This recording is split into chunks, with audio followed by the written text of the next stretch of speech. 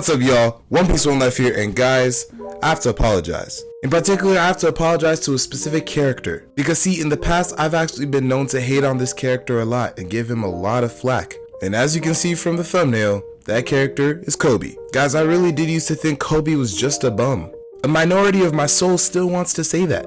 And it really was just that the majority of the things that he's done up to a certain point just wasn't impressive to me. That is, until we got to Egghead Island. Because during the Hachinosu raid chapters of the Egghead Island arc, we saw Koby obliterate a giant, and when I mean giants size structure, with an attack called Honesty Impact that shattered Avalo Pizarro's huge arm. Now I remember when that chapter and that episode came out, the point of contention was this advanced Conqueror's Haki and it shows that Koby is actually a Conqueror, or was just this armament Haki? Because of course we know that armament can be projected. That was one of the first advanced forms of Haki that we ever saw. But a lot of Koby stands especially were like, well, Koby as a Conqueror makes sense. And I'm not gonna lie, way back then when it was actually happening, I too was a Koby hater. I just saw how he's in general kind of useless and I was like, you know what, Koby, no, you're not a Conqueror. But recently, guys, I've had an epiphany. Because after having thought about it through with myself just for a while, it actually does make sense. Koby, the guy who used to work on Alvida's ship, the guy who used to look like this, is 100% going to be revealed to have Conqueror's Haki by the end of the story. And if you don't believe me, stick around to the end of this video because I think you just might. Because in this video, we're going through every reason why Koby does have Conqueror's Haki. But first things first, guys, y'all know what to do. Like the video, subscribe to the channel for more One Piece content just like this every week, and share it around with all your friends who love this series. You know what we always say here, let's get it going. Guys, please do this for me. We are 10 away from 500. It would make me ecstatic if we could push to that. Just 10. And make sure you subscribe to me and my boys over at CSY. We're coming up on 4.2k. It's actually getting insane. Now, the first reason that I have for us to why Koby has conquerors is something that a lot of other people already noted, and that is simply Koby's parallels to GARP. It is continuously hammered in throughout the course of the story that Koby is literally the next coming of GARP. From the fact that GARP literally is the one who trained him to be just like him by introducing him to the battle bags, and Koby himself showed the will to keep going, keep punching, keep getting stronger. GARP literally dropped everything to go and rescue Koby because he knows Koby is the future of the Marines and Koby is my protege. He is the one who's going to take my will. Considering that inherited will is a big aspect of the series, Koby inheriting GARP's will is definitely going to happen. And what is will if it's not Haki? I mean, you got the fact that he's literally called the hero of the Marines. The only other person who's ever gained that epithet was GARP. When the Blackbeard pirates caught him, they said, oh, how overjoyed I am at the fact that we have Koby the hero. He's so essential to the world government that the only person we could possibly acquire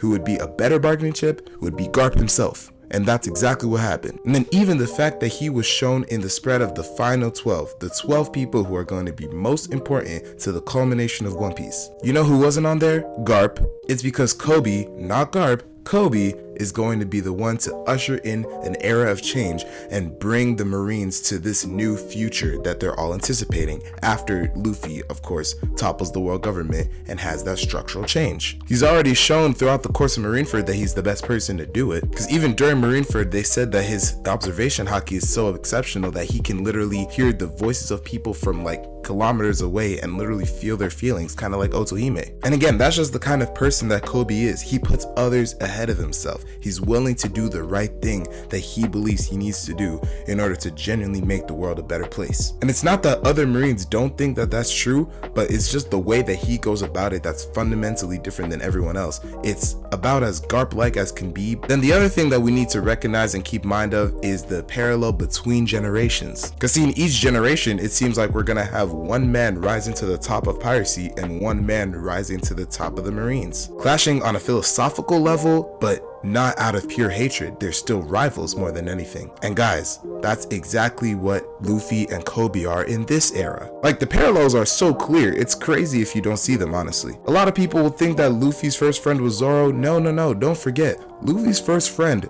ever was Koby. He's the first person that Luffy ever met on his journey, as well as the first person who he helped, and Luffy literally helped Koby be that change. Cause see, a lot of people think that Luffy's dumb, but he can actually be tapped into things. He understood the kind of person that Koby was, and understood that if he didn't make it seem like him and Koby were enemies, they weren't gonna let Koby into the Marines. So he created that whole situation for Koby. Even though he would be setting Koby up to be his enemy, he wanted to see his friend succeed in his dreams. So I think that in order for Koby to be matching up with Luffy and to continue the parallels of the Roger and Garp kind of duo-ship, he just has to have Conquerors. It would be very fitting. And then on top of that, it's just the fact that in order for Koby to be taken seriously in any light, I'm sorry, but he does need advanced Conquerors. I'm sorry, but the simple matter of fact of how One Piece is now is that for the most part, if you don't have Conquerors Haki and advanced Conquerors Haki, you're going to fall by the wayside. That's why ever since that ability has been introduced, Haki has been the recurring thing, the recurring motive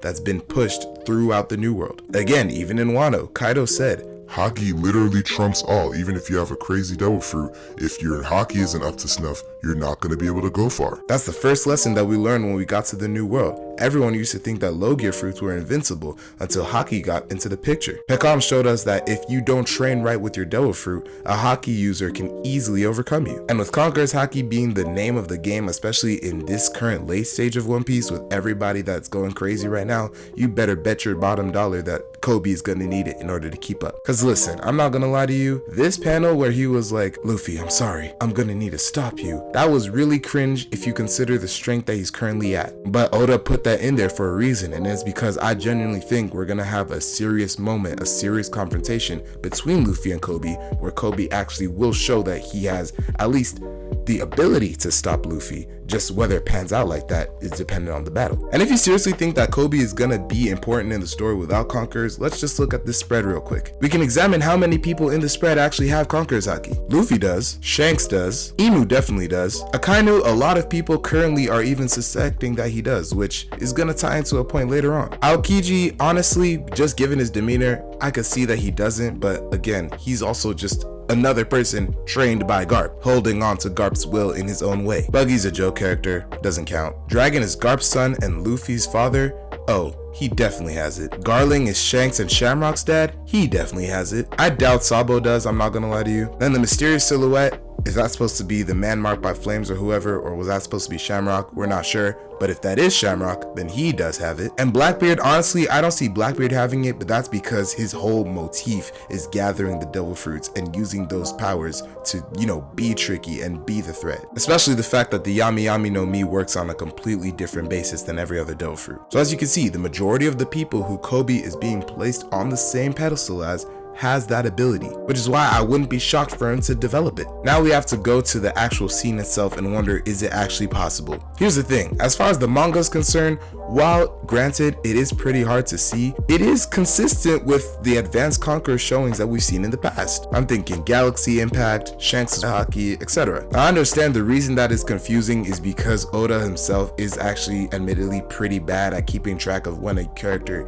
is using advanced Conquerors or not, and in general the Haki rules can be pretty sloppy at times, but at least something we can say for sure is that based on the depiction, we can't rule out the possibility. Now, one comment that I've heard people bring up in response to this is the whole iron ball scene during the post Enies Lobby arc, where Koby essentially was able to decimate a huge iron ball with just a punch. And people retroactively were like, well, that moment obviously is more indicative of something that armament can do, especially because it seems like it was destroyed from the inside. We have to realize two things. First of all, that moment was not canon, so stop bringing it up. It's dumb. Second of all, even if it was, Oda didn't even have a true concept of what he wanted the Haki system to be like. Yeah, he had some vague ideas based off of, Mantra and the Zoro versus Mr. One fight, and even Shanks in chapter 1. But guys, he hadn't fleshed it out in his mind or in the story properly, especially not advanced Conquerors. Now, a lot of people will say, okay, even if the moment makes it seem kind of contentious as to whether he does or he doesn't,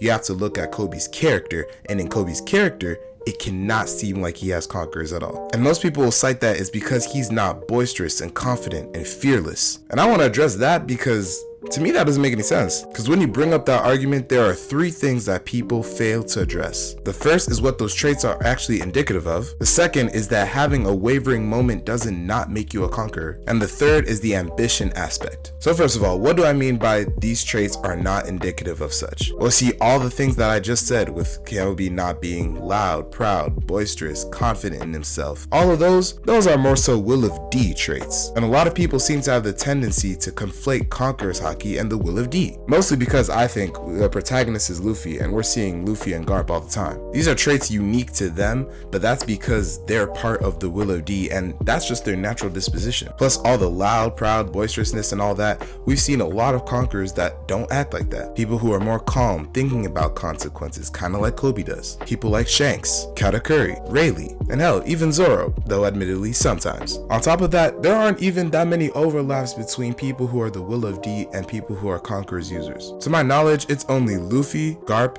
probably Dragon, Roger, and Ace. So already people have to take themselves out of that mindset. The second thing to note is that to be a conqueror doesn't mean that you're fearless, or you can't feel fear or be afraid of some things, or even that your will can't waver at certain points. Because that happens with a lot of the conqueror's users that we see. Luffy's entire post-Marineford War saga was about that will wavering before it was reaffirmed. As such, I believe that Koby's arc is actually, we're in the process of seeing that reaffirmation. He's coming to grips with everything that he's learned. He's growing into his own. And I think that was the point of this scene where he said, Luffy, I'm going to have to stop you soon. It was that affirmation of he finally knows what to do and he has the will to carry it out. Especially when he was learning and understanding his role that he has to play in the future of the Marines and the future of the world by GARP's own words. That just has to show a force of will. But the third point is what being a conqueror actually is. From everything that we understand, having Conqueror's Haki means that you possess the disposition, the qualities of a king. Which doesn't mean that they're literally trying to be a king,